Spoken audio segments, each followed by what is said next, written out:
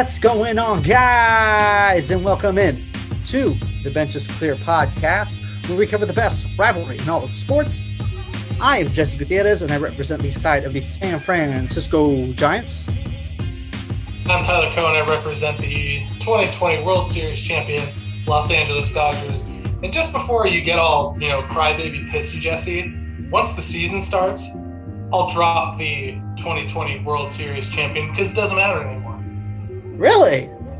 Absolutely. I was not expecting that. I was expecting at least, I don't know, for sure at least a season. Well, now it's going to be representing the future 2021 World Series champion Los Angeles Dodgers. Don't be on that. Don't be that guy. See how I reeled you in there? I reeled you in. Don't be that guy. You don't want to be that guy. I don't want that for you. But you're turning into that guy. I already got my 2021 World Series champion tattoo. Do you? Well, there's one person that's going to stop you. Someone has entered the chat in the baseball world, and that is one LeBron James. He is now part owner of the Boston Red Sox. My man is just going all over. I mean, can we? Because we're both Laker fans, so are we allowed to hate this, or how are you feeling? What's going on in your computer right now? I don't really give a shit. It is what it is. I mean, it's an investment for him. I don't think he's not like a huge diehard Red Sox fan. It's a business decision. No, yeah, definitely. I completely agree, but I think it's really good for baseball. I think it's a good look that the biggest stars in other sports are part owners in teams. And it's almost as if, like, being an owner of a baseball team can actually make you money. I'm not – I hate to put controversial statements. All these owners are so poor, and they lost quadrillions of dollars last year. Yeah, but, I mean, Patrick Mahomes, LeBron James, who's next? Who's going to be the next guy? Is it gonna? You think we might go Hollywood and go Brad Pitt? You know, because he was Billy Beane, he might get a little bit of that A's action. I sincerely doubt it. Okay. You know who I think it would be? Who would it be? I want to hear this. I know Rob Lowe's a huge Dodger fan. He's a huge baseball fan. I wouldn't be surprised. But the thing is, too, dude, none of these actors have athlete money. Chris Traeger, yep. I mean, no one has Patrick Mahomes or LeBron James money. Well, I'm sure some A-listers do because they maybe Oprah. Well, obviously Oprah. Yeah, Oprah got Oprah. Yeah. Oh, there's a different yeah, exactly. There's a reason why it's called Oprah money, and Dave Chappelle did that skit about impregnating her. Like, there's that's a whole other ball game of money. Yeah, and if I were Oprah, I feel like I would just be like, yeah, I'm good. I don't need any more. Like, I'm fine. Just don't pay me. Whatever. No, she's gonna take over the world, son. Fucking A, man. I don't know. I'm not a fan. This is probably the worst transition because it's not even a transition. This is just a stop and then talking to the next thing. But we're gonna go into the next subject. These rule changes. There's a lot of them. I do like that they're trying things out at the minor leagues. I think it's good that they're having ideas. I'm not sure how to feel about these ideas. They really want stolen bases back, and especially how the Giants are stealing bases in spring training. It seems like they're getting paid by each base stolen. I don't know what's going on, but they really want bases stolen. So, well, do you want to go over them one by one? Yeah, we'll go over them one by one. But that was my segue because 3 of these have to do with stealing bases. Because there's only one that I like. And we'll start off with that one. Okay. It's at the top of my list. The slightly larger bases with a less slippery surface. I like that one. Okay. I don't think it's going to be a huge transition. I think it helps, first of all, player safety. That's a big one. Less slippery, Bryce Harper a couple of years ago got hurt when he slipped on that base when it was raining. That hurt me watching it. Yes. Yeah. So that one for me, that's fine. And I don't think they're not making the bases. I think they're going to be 18 inches now. Don't quote me on that. But they're not going to be significantly bigger. No, it's like 2 inches. Yeah, I think it Which was honestly, with 3. replay, I mean, there's times where it's inches being off. So there might be a couple of, where it would have been out, but it's actually safe now because it's a little bit bigger. So yes, it might change a Yeah, little, so but not much at all. right. I'm totally okay with that one. And like you said, everything's being tested at the minor league level. So it's not like it's really affecting anything Mm-hmm. this season for us. But it'll be good to see. But that's the only one I like. Okay. I don't know how you feel about it. The But next that's one the down only on the list, we're going to say for last, because I feel like that's a whole can of corn. I feel like these other ones will be able to knock them off really quick. You ready? Automatic, Yeah. basically automatic strike zone. How are you feeling about it? Nope. Not about it. The only reason I'm not about it as well is because we're going to get, unless they can somehow perfect it, because now we're going to get into pitchers learning how to just nick the strike zone for a second. And it's going to be bad. I do think there needs to be a little bit more accountability on the umpiring side. I'm not sure how that, I mean, because you can't challenge balls and strikes. Like that's going to be too much. I think you might have to deal with just the human aspect or come up with a better system, because there was a clip that went pretty viral when it was used in the Arizona Fall League with the Giants prospect Jacob Hayward.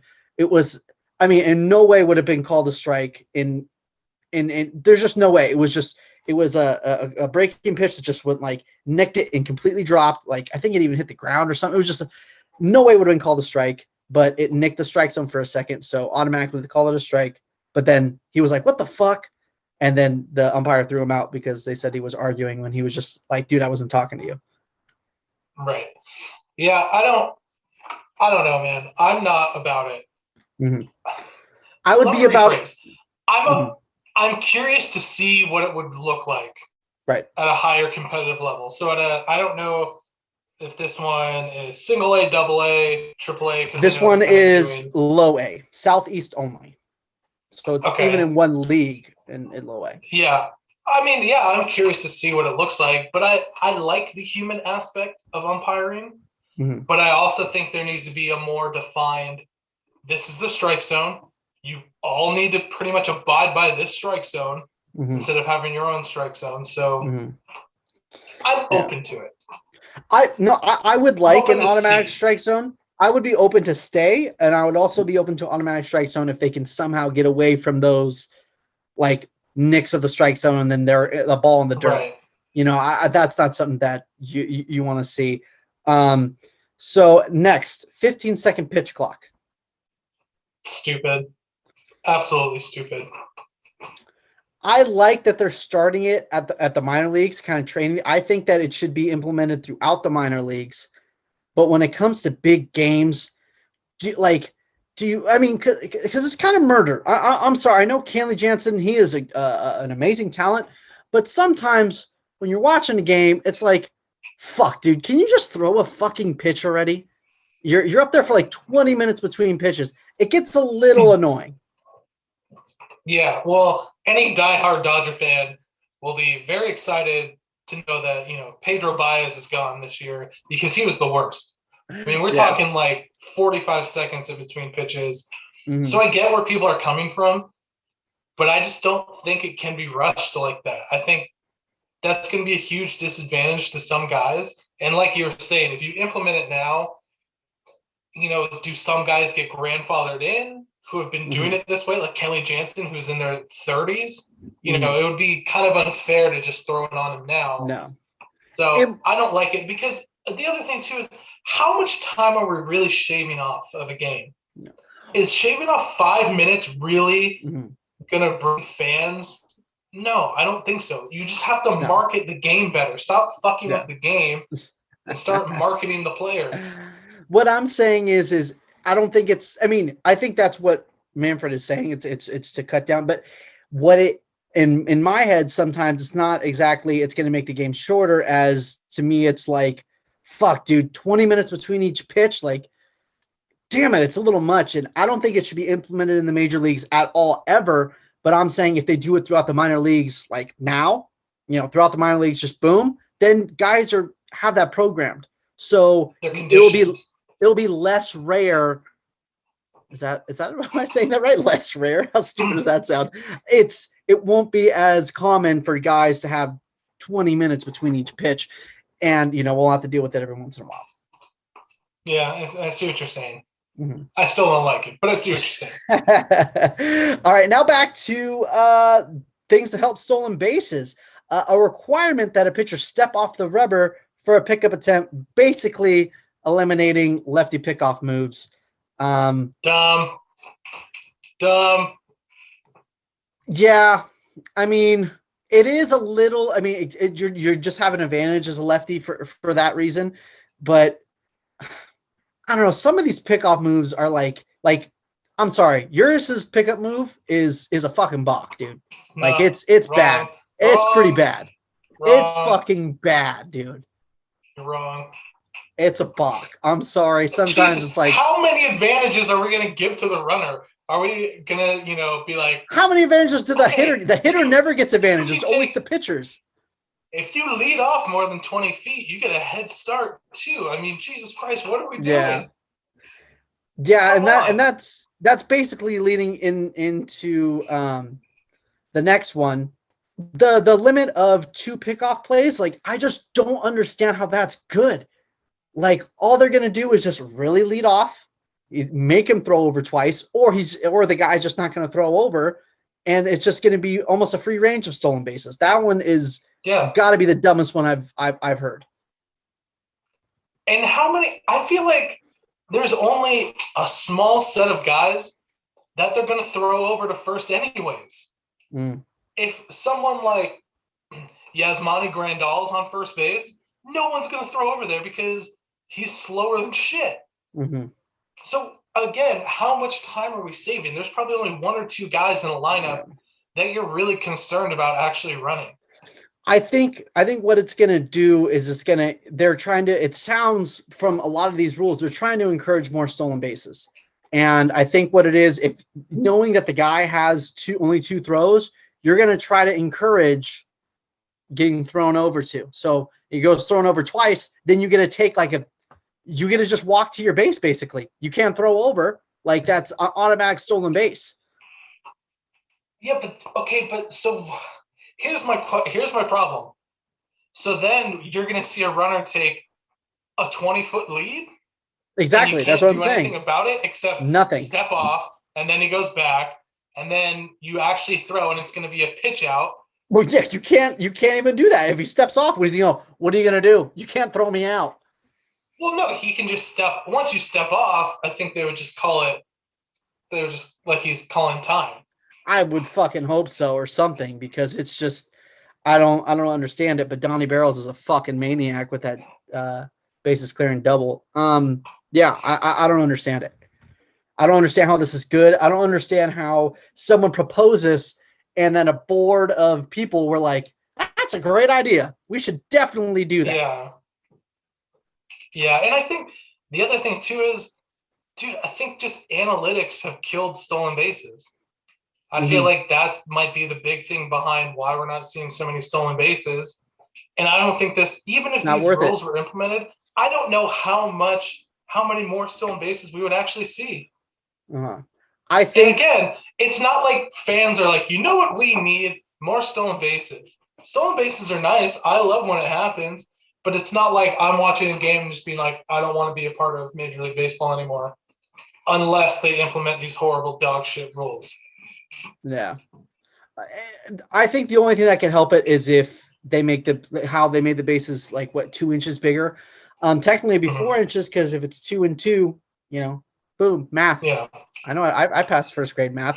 But that's a huge help in a game of inches. I feel like that's an actual rule that could help it. It won't help it like a crazy amount, but it might help it a little bit to have guys take that chance. So that makes sense if that's what you're trying to do. But the pickoff thing is just, it's beyond me. And not only that, you're taking away from me being able to boo the opposing pitcher. Like, that's part of the fun. They throw over once, you suck. You throw over twice, boo. You throw over 3 times, everyone's yelling at you. That's part of the fun. Plus, it's a new age way to try to hit people. If you didn't hit him while he's in the batter's box, you throw over 95 miles an hour and try to You hit do him the in the Joe leg. Kelly. Yeah, I mean, don't take that away from us. Don't do that. No. Bullshit. And this one is going to be I've gotten in multiple debates over this issue on the Twitter machine, and it is a requirement that all 4 infielders have their cleats within the outer boundary of the infield when the pitch is delivered.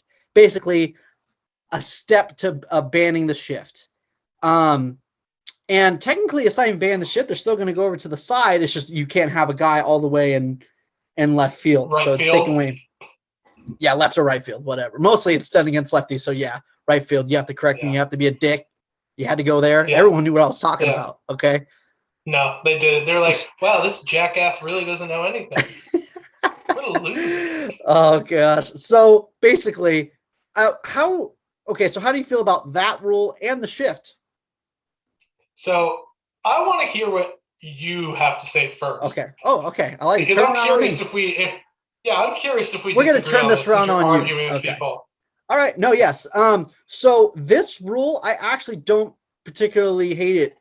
I knew you would say something stupid like that. I knew it.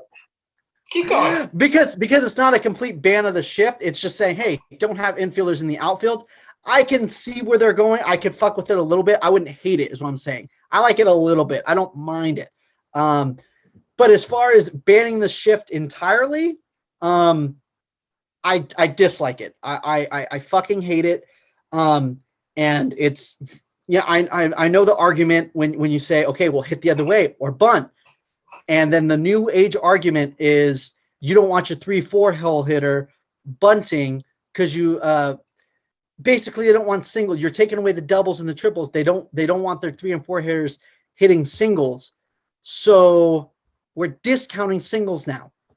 When analytics came up, the big thing was on base percentage, getting to first. So that is super valuable. But bunting to get to first is not valuable. That makes no fucking sense to me. Yeah. Yeah. I don't like it for one of the reasons that you said that you think is a weak argument. Just if you know that there's a fucking 20-foot hole on one side of the field, you have to adapt and figure it out. If they're giving you one whole side of the field, that's on you. You fucking figure it out. It really is.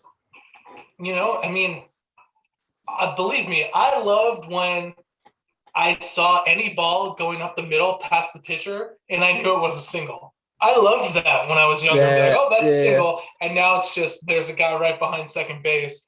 But that's just the way it is. I mean, there's a smarter way to play the game, and people figured it out. So now it's up to the hitter to figure out how to beat the shift. Yes, so that's simple. And people are so upset about bunting. It's not exciting to bunt. I'm sorry, but a bunt is an exciting play for me. Is the pitcher going to get to it in time? Oh, like when he throws it over, is it really? That's an exciting play. But not only that, if you start, the reason, in my opinion, I think this is where people are going with the whole walk to bunt thing, is if you're taking your walks, you're not swinging out of the strike zone, and you're taking your walks, then they're going to come into you, and then you get to hit your bombs. That's the idea of drawing walks and not swinging at bad pitches. Well, that logic should be applied again with this bunting. If you keep bunting over to the third base line and you keep on getting singles, then they're going to be like, oh shit, we need to change the shift a little bit to cover that. And then it might not go. Exactly. Well, and they might not play straight up, but it's going to open up that shift a little bit more to where you can swing and do your shit because, they're using it because obviously it's working. Obviously, it's taking away doubles and triples away from these lefty mashers, right? So they're going to continue to do that. They're going to continue to have their outfield to try to block that anyways. Then I just don't understand that why we're not valuing singles anymore. Like all of a sudden it's like on base percentage, walks, which is good. I completely agree. Walks is very valuable, but it's not as valuable as a single. And we're discounting singles to where they're not valued in today's game anymore. And that makes no fucking sense at all. Yeah. And I mean, what's more infuriating and what's more exciting to you? Seeing a player beat the shift and just put a ball through that hole, or seeing someone ground out to like to the right side to the three guys on the right side?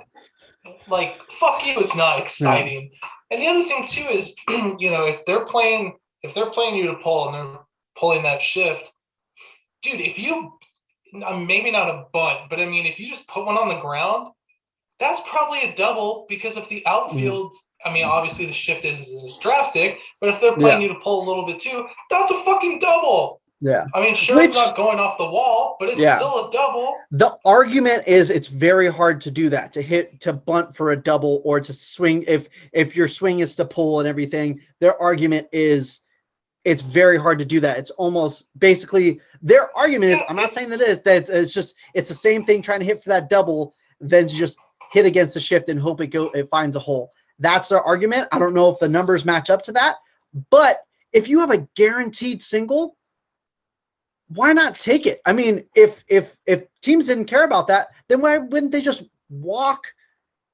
the big hitters in the beginning if they didn't care about that? Like, they do care about it. It's just you're not willing to do it. So you do it. Same thing with trying to draw a walk. You don't swing at the outside pitches. They have to come into you. You know what I'm saying? So you keep bunting, you keep doing those things, then they have to adjust to you. Then you get your doubles, kid. Then they start moving over. And the other thing too is, you think about guys like Cody Bellinger, right? Who lefty, can match the ball, but is a speedster. Dude, if he could figure out, because, okay, I get it. It's hard to go the other way, purposely all the time. That is hard. Yes. Because if you're getting thrown inside, whatever. But at the same time, hitting is hard. That's on brand. The whole game is fucking hard. But you know how you get around it? You just drop a bunt. I'm not saying bunting's super easy, but I'm saying bunting's a hell of a lot easier than hitting an inside fastball the other way. Yeah, exactly. And not only that, hitting around the shift while you're still trying to pull. That's harder than just take your singles.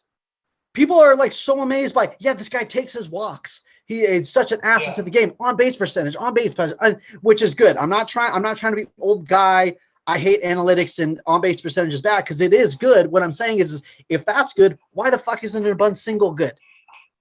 Yeah. No, same shit. And if Fernando Tatis can tag if you get on a first, ball to shortstop, then he can get a double if he dribbles one past third base. Yeah, and not only that, but if you get on base, it's going to be less likely for them to dramatically shift, because they also have to take into account someone being on the base pass. So that helps your next guy. So new rules. It's crazy. So I'm guessing I think we're pretty much in agreement with most of them. I think we kind of agree, but loudly. I think sometimes it seems like we disagree, but then you start thinking about the things that were actually said. It's like, oh no, I guess we kind of had the same idea. I guess we're kind of friends, which is nice. No, fuck that.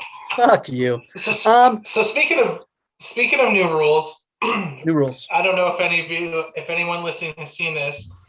Friend sent this over to me. It's a Wall Street Journal article. The Savannah Bananas, who I believe are an independent team. Savannah Bananas. Can't do it. Are now playing something called Banana Ball. So they're implementing a lot of new rules, and these are crazy. So I'm just going to run down a couple. Number one, no batter can step out of the batter's box. If you do, it's a strike. If you step out at all, it's a strike. No visits to the mound. Okay. Every inning counts. Let's see. In Banana Ball, the team posting the highest score in a single inning wins the inning. The goal is to get 5 points. As soon as the team wins 5 innings, game over, go home. There you go, Rob Manfred. That's how you shave off time from a game. Problem solved. Maybe that's just him. Go for it. What are you saying? That's just his way of maybe even testing. Maybe he owns the Savannah Bananas and he's testing before he even presumes it's to test it in the minor leagues. So the guy who owns this team apparently dresses every game in a yellow banana colored like tuxedo. So That's he's I a kind of pretty fuck with out that. there guy. I Yeah, like no, that. he seems like a cool guy. Yeah. Here's another one. No walks. That's right, no walks. On ball 4, the hitter starts running first, second, third, as far as you can go. The defense, meanwhile, has to throw the ball around the entire infield and outfield, and only then it can try and throw out the runner on the base path. That's fucking insane. I don't like that. I don't like it. I also don't like that, but I digress. We'll keep going. No bunting. There's no bunting. That's Independent all. league, I kind of fuck with that. Okay. Here's the best one. If a fan catches a foul ball, it's an out. Okay, so let's. So let's basically, if you're one. a fan of the Savannah Bananas, you also have to box people out. Fans can play defense. There's gonna be some fights at some banana games. I'm gonna call that right now. Right? Well, that's what I'm trying to see is how would you do that for a road team? Like everyone runs away from a foul ball. Okay, there's a lot about this, so I'm not going to read totally into that. But it looks like we got the gist of it. It's the rules. But honestly, independent league. Why the fuck? The only thing that I really don't like is the walk one, but everything else, I wouldn't like. I would hate it if it came to MLB. But like for independent ball, yeah, why not? Fuck it. If I was in Savannah, Georgia, I'm probably not going to go watch an independent league baseball game. I definitely would now. Yeah, to see exactly. all these crazy kooky rules, so I'm all for it because I would love to go see one of these games. It's fucking hilarious. Yes, it's interesting. Really. It's something new, and I don't have any emotional investment on how the game goes. Exactly. So all right, well, there it is. Where's it at again? Savannah, Georgia. Georgia. We're calling Jalen, and he's putting us up in Georgia. And we're gonna go over there, and we're gonna go to a game. It's done deal. I don't know. I think we should wait until next year because I'm sure next year they'll have like a rule like, oh, if you win the the raffle, you get to come out and play fucking center field, and then the field's gonna play. That'd be nice. That'd be nice. Let's wait a year. I saw a tweet that was so funny that was like saying like, Major League Baseball really wants to grow the game. Don't do a celebrity first pitch. Do a celebrity last pitch. Bases loaded, bottom of the 9th. Here's Danny DeVito. 50 Cent goes out there, throws it 15 feet left of the mound. Yeah, that one was good. I don't know who. I forgot who it was. I definitely retweeted it and did something. But it was a long time ago. It reminded me of it. But sorry, whoever you are, we're stealing it. Yeah, exactly. No credit for you, motherfucker. Spring training is almost over. It's almost over, and we have 2 more episodes before opening day, this one and one more, and then we got opening day. So we are going to pick a segment we are calling Spring Training Stars. That was just off the top of my head. Was that good? Do you like that? I was like, That's the move. Yeah, I mean, I guess. Sure.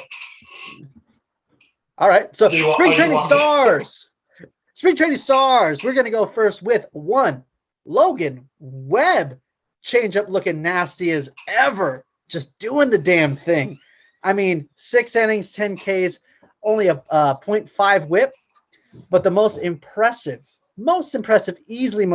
thing is that he had a 4 strikeout inning. Boom, mash it. Let's just give him the Cy Young already. Yeah, it's done. Done deal. Jesus, you're an idiot. Talking about a real player, let's talk about the World Series MVP, Corey Seager. I don't know who that continuing is. Future Giant. To mash. Batting .433 over the spring. And like all of our, valued listeners know, I was in spring training last week, and he looked good. He looks good. Yeah, he must work out. Yeah, everyone knows Justin Turner has gotten thinner because we've seen it on TV. But seeing him in real life, dude looks trim as fuck. He's looking good. Daddy likes. But yeah, Corey Seager smashing the ball. Defense is good as always. maybe an MVP caliber season ahead of him. Future Giant Corey Seager. I honestly feel like they're gonna future Giant.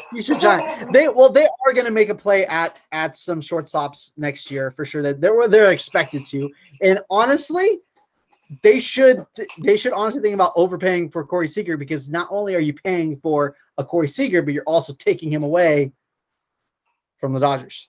Another move. Guess what, Dingus? I won't give it away just yet, but it's going to be one of my season predictions. And in that season prediction, I will reveal a way that the Giants won't even have a chance at Corey Seager. So be on the lookout for that.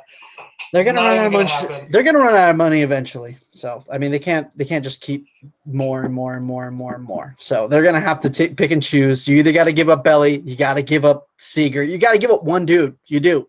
You don't. Okay, we don't. We'll see. We shall see. But we can afford the luxury tax, my friend. Yeah, fuck it. I guess so. As always, this episode was brought to you by Renovation Candle Company. Spring candles out now. Summer candles on the way. Giant fans, no need to purchase. We don't ship to San Francisco, San Jose, Oakland. We skip the entire Bay Area because it is a shithole. He is a liar. And this looks like a bar of shit, but it's not a bar of shit. It's actually soap, and it smells delicious. Delicious. I caught that. Finish each other's sentences. Exactly. Yeah, thank you guys so much for listening. Make sure to be following us on Instagram, Benches Cleared Podcast, Twitter, Benches Cleared P. We're even on TikTok at Just Benches Cleared. It's like we going smaller and smaller. Podcast P, then Just Benches Cleared. We're eventually going to get benches cleared. Yep. We have to buy people out, but whatever. It is what it is. Yeah. Renovation Candle Company's making so much money off us. They're going to have to just start fucking racking us up. Come see Jesse and I on TikTok with showing off our midriff and dancing and stupid videos, because it's what TikTok is for. You can't handle my midriff, son. Thank you guys for listening. We'll see you guys next week with our breakdowns of the rosters and who we think is going to make it. Only one more episode, and then it's opening day. Thank you for listening. We'll see you guys next week.